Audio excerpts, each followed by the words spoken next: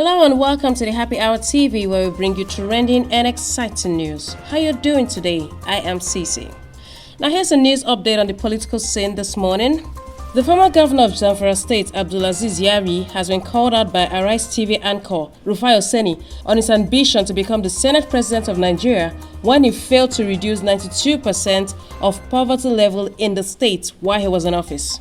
Yari, who is in the race to be the 10th Senate President, was on the morning show with Rufai Oseni this morning.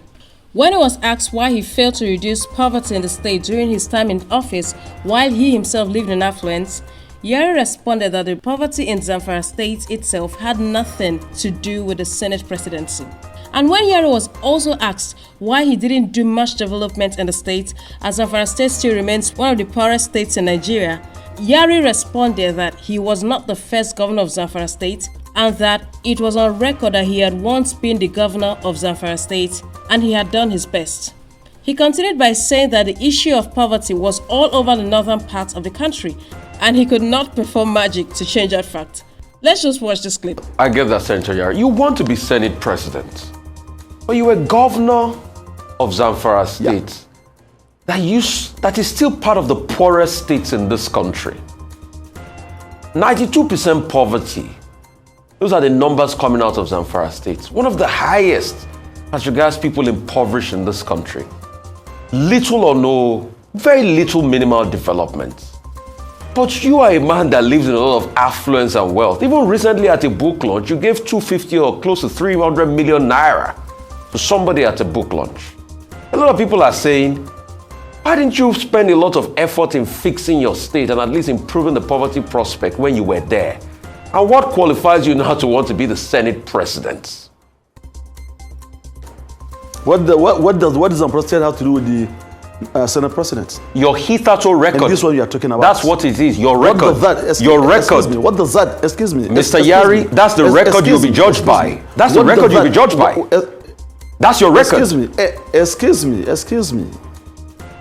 What does that happen? Before me, how many governors governed Zamfara State? So what did you do to change it?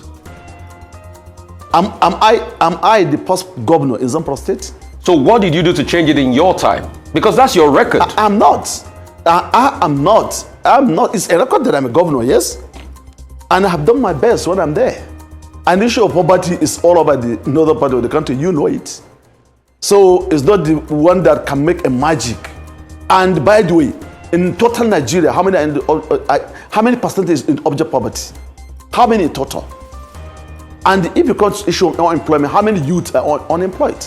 So please, don't bring that issue to say governor of Zamfara State, my contribution to this or to that. Abdulaziz Yari asking what the Senate presidency has to do with being a Senate president. And the answer to that is everything. It has everything to do with the Senate presidency. Because a governor who had a good record in the state by bringing about development, alleviating poverty to its barest minimum, empowering the populace of the state, and many more good deeds definitely has more chances of winning the public favor than the one who spent his time and state allocation to just empower himself and enrich his coffers. Now that's the literal meaning of charity begins at home. Well, in a related news, Abdulaziz Yari has vowed not to submit himself to the zoning arrangement for the position of presiding officers in the persons of Akpabio and Jibrin, as ratified by the APC National Working Committee last week Monday. You recall that about a week ago, the president-elect Bola Tinubu unveiled the former governor of Akwa Ibom State, Godswill Akpabio, and Jibrin Barau for the positions of Senate President and Deputy Senate President of Nigeria. And this decision gave rise to controversies within the Senate. Now, while speaking to journalists yesterday in Abuja, Yari said that the APC declaration was an affront on his right given him by the Nigerian Constitution and he would never accept it.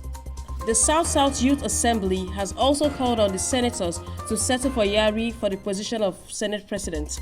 They urged the zonal lawmakers not to endorse the former Akwa Ibom State Governor, Godswill Akpabio, and Jibrin Barau, and instead support Yari. They further urged Nigerians, particularly the lawmakers, to avoid sectionalism, regionalism, and ethnicity and focus on developing the nation.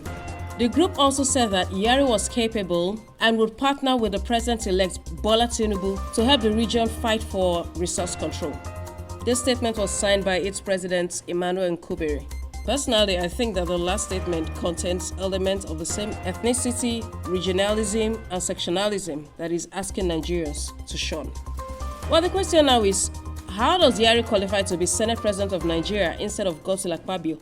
And what merits actually qualify him to become the Senate President instead of Godswill Akpabio, especially in relation to the interview that we just watched? Furthermore, based on their performances when they were both governors of Akwa Ibom and Zamfara State respectively, does either one of them even qualify to become the Senate President of Nigeria? What do you guys think? Please drop your thoughts and comments in the comment section below, and don't forget to like and subscribe to the Happy Hour TV for more trending news. Bye for now.